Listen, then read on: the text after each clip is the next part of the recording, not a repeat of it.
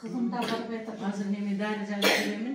Дәрілерді içirip жылы үйде қалып. Роза Таштанова 50 жылдан бери Жапалак айыл аймагындагы ФАПта эмгектенет. Айтымында буга чейин аталган айылда калкка сапаттуу кызмат көрсөтүү үчүн жетиштүү шарт болгон эмес. Азыр эски имараттын ордуна жаңы фельдшердик, акушердик пункт курулуп, бейтаптарга жардам көрсөтүүгө жеңил болуп калган. Eski neme finski dom eкен, үй экен.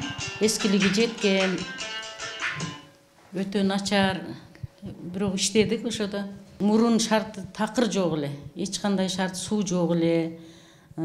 Туалети жок эле. Анан вообще неме телефон деген жок, свет деген жок.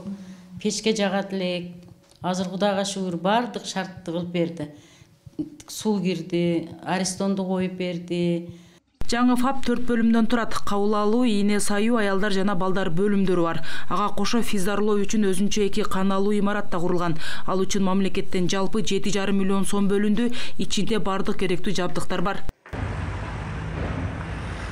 Ошондой эле мамлекеттин колдоосу менен Ош шаарындагы үй бүлөлүк дарыгерлер борборунун 5-чи филиалынын имараты да жаңыланды. Бул жаңы жыл алдында эмгек жамааты үчүн жагымдуу белек болду. Анткени алар эскилик жеткен имаратта иштеп келишкен. Биринчи этаждагы бүт полдор алынып, анын тагына базалты жанагы жылуулукту өткөрбө, сактоо эрежелери менен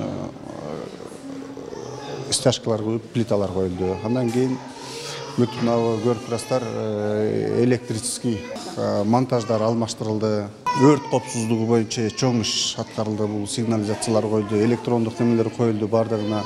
Медициналык мекеменин жаңыланышы менен мында кайрылган жарандар үчүн да шарттар жаралды. Анткени мында келип кезекке тургандар үчүн отурганга орундуктар да жок болгон дешет. Шарт аябай жакшырган. Сырттан келгенде эле билинет. Жарыкчылык, мурда киргенде караңгы, даже кире бериш көрүнбөйт эле. Азыр регистратурадан эле билинет. Киргенде унитаз, мурда унитаздар деле, туалет жок эле ичкериде. Сыртка чыкчу элек. Азыр кире бериште унитаздар турат. Байкашымча эшиктер алмашыптыр, дубалдары акталыптыр, бар жогу ремонту жакшы болуптур. Отопление, ысык, жаңы болуп калыптыр.